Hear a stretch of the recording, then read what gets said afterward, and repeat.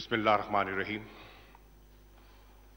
Excellency, Mr. Imran Khan, Prime Minister of the Islamic Republic of Pakistan, Excellency Hossein Brahim Taha, Secretary General OIC, distinguished foreign ministers, special guests, Excellencies, ladies and gentlemen, Assalamu alaikum. I welcome you all to Islamabad for this extraordinary session of the OIC Council of Foreign Ministers on the humanitarian situation in Afghanistan. Let me start by commending the Kingdom of Saudi Arabia, the OIC Summit Chair, for its leadership in convening this extraordinary session. I would like to warmly welcome Secretary General Taha amongst our family. This is his first foreign ministerial meeting after his appointment as the Secretary General. He and his team also deserve appreciation for their strong support and rapid mobilization of efforts for the conference arrangements. Pakistan is also gratified by the trust reposed by the OIC membership in Pakistan to host this extraordinary session. Excellencies, your presence here today at such a short notice affirms the importance that the international community as a whole and the OIC in particular accord to the well-being of the people of Afghanistan. For the people of Afghanistan, the significance of this gathering goes beyond mere symbolism. It is a matter of survival for them. As we speak, over half the Afghan population, 22.8 million people, a number larger than entire populations of over 2/3 of the UN member states, face food shortages. Millions of Afghan children are at risk of dying from malnutrition. This situation has been brought about to this pass by a multiplicity of factors.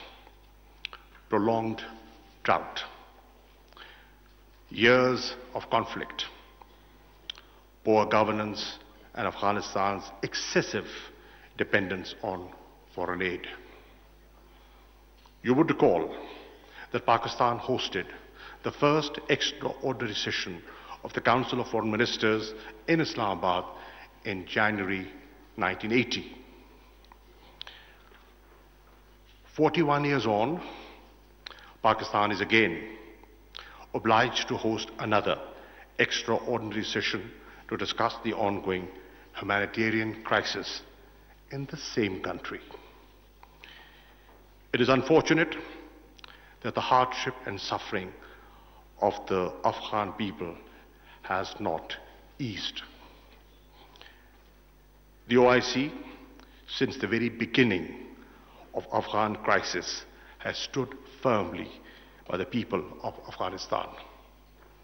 It has consistently supported the right of self-determination, of political and economic emancipation of the people of Palestine and of the Kashmiris suffering under illegal occupation. History is our witness that this organization, even amidst major global political turbulences and crisis, has not only consistently supported the rights of the people, but also called upon the rest of the international community to act and think beyond their domestic and internal political and economic compulsions. What we face today is no different than what this organization has witnessed repeatedly. The developments in August 2021 may have altered the political landscape in Afghanistan, but they have not made the compelling needs of the Afghan people any less pressing or urgent. The World Food Programme has warned that Afghanistan could become the largest humanitarian crisis in the world. The UN Emergency Relief Coordinator, who we have the pleasure of having with us today, characterized Afghanistan as being in free fall. These are dire warnings by those with the most intimate and direct knowledge of the grave situation on the ground in Afghanistan. This is a moment to extend a collective helping hand. It is not the time to withhold support. Pakistan concurs with the UN Secretary General that humanitarian support must be provided without conditions. I am confident that I speak for the OIC membership today in reaffirming that this gathering is about the people of Afghanistan, and the only message it wishes to send is one of our unity of purpose and resolve.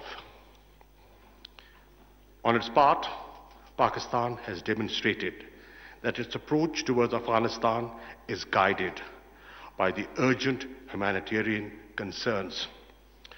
Notwithstanding our state of relations with India, as a special gesture of goodwill towards the Afghan people, Pakistan has decided to allow transportation of 50,000 metric tons of wheat and life-saving medicines from India to Afghanistan through the land route. This organization and the Islamic Ummah as a whole has come forward to offer its hand of partnership to the United Nations, international financial institutions, and major donors to bring to bear collective expertise in pushing against the unfolding humanitarian crisis in Afghanistan. Let me also express my gratitude to the United Nations, IFIs, regional organizations, and other members of the international community for responding positively to Pakistan's call again in such short notice, to sit with us here in Islamabad and look for ways to alleviate the human suffering in Afghanistan.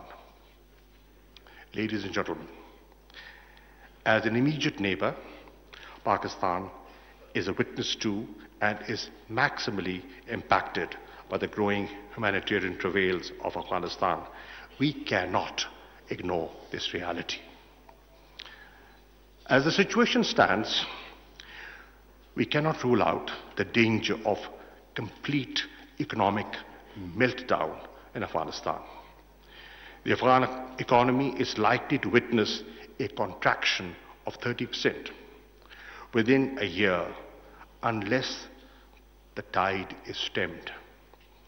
Cash is needed to revive the economy, to pay salaries, restore small businesses, and reboot the banking system.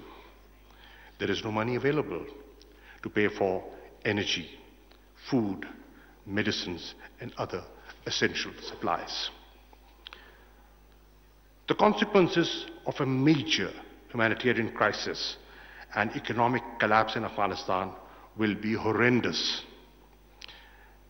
Massive human suffering, mass exodus of Afghan refugees, radicalization, terrorism, and instability, with grave consequences for regional and international peace and security.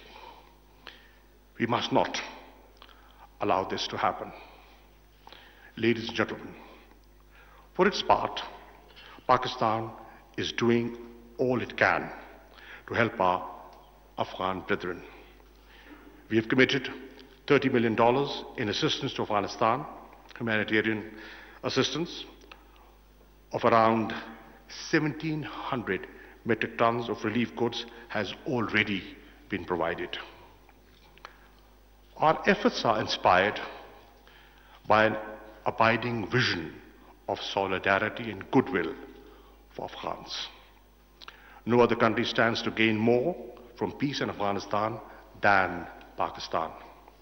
A peaceful, stable, prosperous Afghanistan will offer a rich peace dividend for Afghanistan, Pakistan, and the entire region. Excellencies, this extraordinary session must usher in visible change and signal to the people of Afghanistan that we are united in helping them stabilize their economy and country. OIC can act as a catalyst and a conduit in this regard. I propose a 6-point framework for the OIC to lead. First, we could create a vehicle within the OIC to channel immediate and sustained humanitarian and financial support to the Afghan people, including from pledges by the OIC member states and other donors. Second, we should agree to increase investment in the people of Afghanistan bilaterally or through the OIC in areas such as education, health, technical and vocational skills to the Afghan youth. Third, a group of experts comprising the OIC, the United Nations and the IFIs be established to consider ways and means to facilitate Afghanistan's access to legitimate banking services and to ease the serious liquidity challenge of the Afghan people. Fourth, we should focus on enhancing food security of the Afghan people. The Islamic Organization for Food Security can and must lead this effort. Fifth, invest in building capacity of Afghan institutions in countering terrorism and combating illicit trade in narcotics. Finally, engage with Afghan authorities to help meet the expectations of the international community, in particular regarding political and social inclusivity, respect for human rights, especially the rights of women and girls, and combating terrorism. Excellencies, an unprecedented opportunity to consolidate peace beacons. We must not repeat the mistakes of the past. Today, we have before us a historic chance to turn the tide. The great poet-philosopher of the East, Allama Muhammad Iqbal, characterized Afghanistan as a pivot for peace, stability, and prosperity for the entire region. This extraordinary session offers us the platform to recommit ourselves to the vision of restoring Afghanistan as the beating heart of Asia.